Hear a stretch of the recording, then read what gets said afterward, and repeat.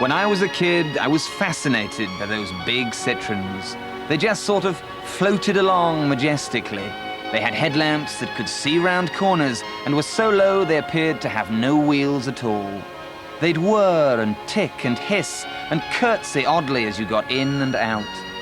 To a car-crazy 10-year-old, they were the maddest thing I'd ever seen and looked just like a spaceship that had fallen from the sky. This is the story of a Gallic goddess, the Citroen DS.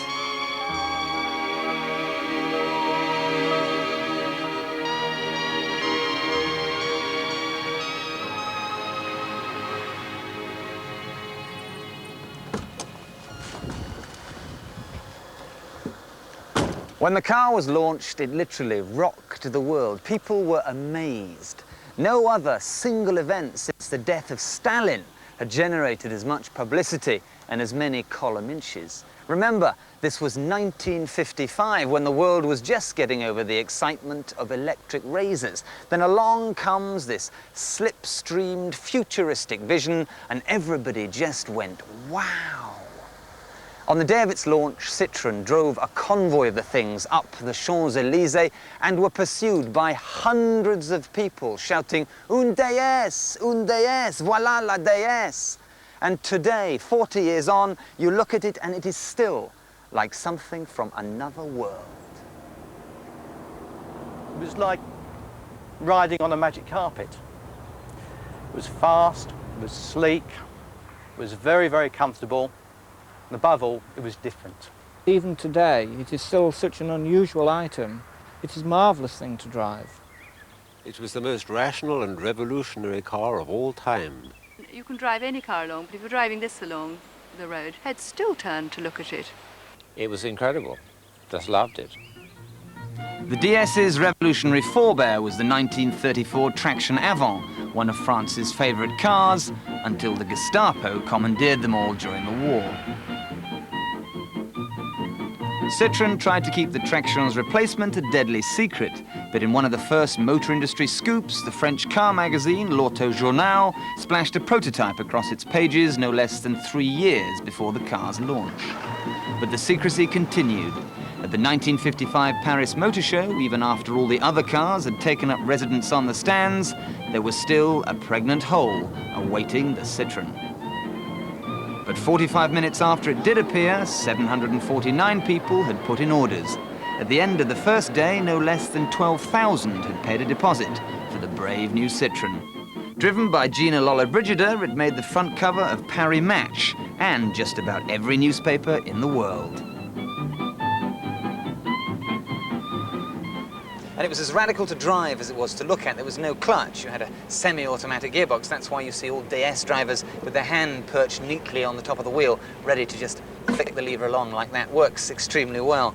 The single-spoke steering was power-assisted, and it was front-wheel drive, shod with specially designed Michelin radials. It was the first production car to have front disc brakes, hydraulic of course, but instead of a conventional pedal, you had a mushroom-shaped button on the floor. Only the French. And the big Citroen's greatest technical ingenuity, and remember this was 1955, was its self-leveling hydropneumatic suspension, which supported the car on a cushion of fluid and made it ride like the prototype magic carpet. The elasticity of the air and the flexibility of water are combined for your comfort in the Citroen hydropneumatic suspension. Each wheel is linked to the body by a piston. This piston acts on a liquid which compresses a gas contained in a suspension sphere.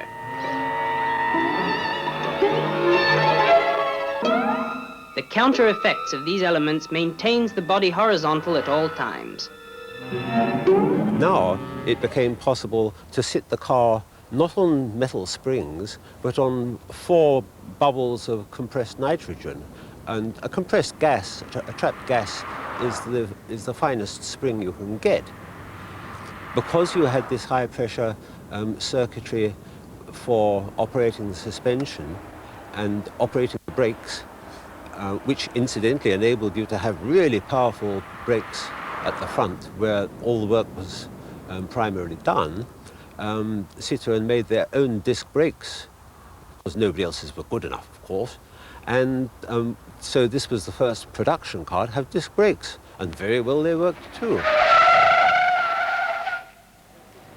In fact, the whole thing worked well, and even today, some say that for a mass-produced car, the DS is technically unsurpassed.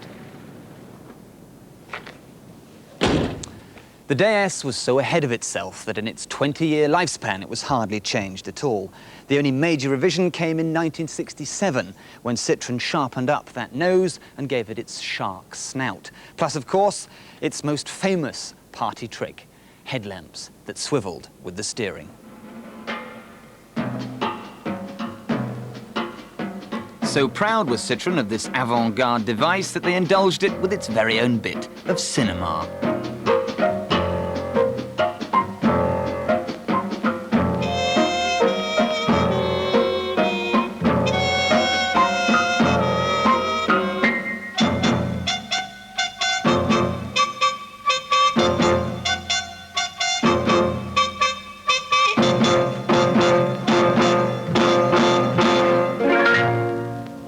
The DS is a car that was made way ahead of its time. It was made in the past, but definitely has a place in the future. My first impressions of the DS were formed as a small child watching programs like Thunderbirds and Stingray, and the shape of the DS, that kind of bulbous and then tapered off shape, reminded me of Thunderbird 2, a big pod carrier that used to carry Thunderbird 4 around, and also Stingray as well. So when I first saw a DS, I thought, wow, they've actually got a Stingray on wheels. I called my car Imelda after Imelda Marcos, because at the time when I bought the car, she was being indicted for fraud in the Philippines, and it just seemed an appropriate name to call it at the time. Also, she's gorgeous and she's brown. Aesthetically, she's very pleasing to the eye. Most people, when they see her for the first time, look at her lines and her shape, her curves and her big bulbous eyes. When you drive one of these, people can't help but to look at you. You can pull up next to a Porsche, or you can pull up next to a Range Rover and they can't touch you. You can raise or lower the suspension and you're in a class of your own. You're driving a car that's got more history, more style, more impact than most cars on the street today. Also, it's got a lot of chrome on it. Acres of legroom and a cavernous boot meant that the DS was hugely practical and very, very, very accommodating. Bristling with all those clever little touches that mean so much. And that amazing suspension made the DS one of the few cars in the world that could perform a trick like this.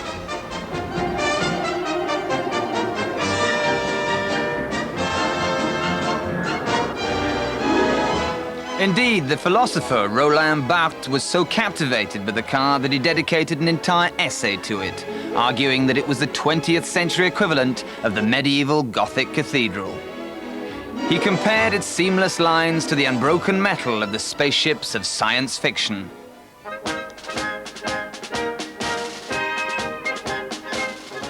Firmly ingrained in French culture, it was the vehicle for visiting state dignitaries. De Gaulle gave Nixon the full Citroen treatment in 1969 with his special and very enlarged DS presidential model. In fact, de Gaulle wouldn't be driven around in anything else because he owed his life to a DS.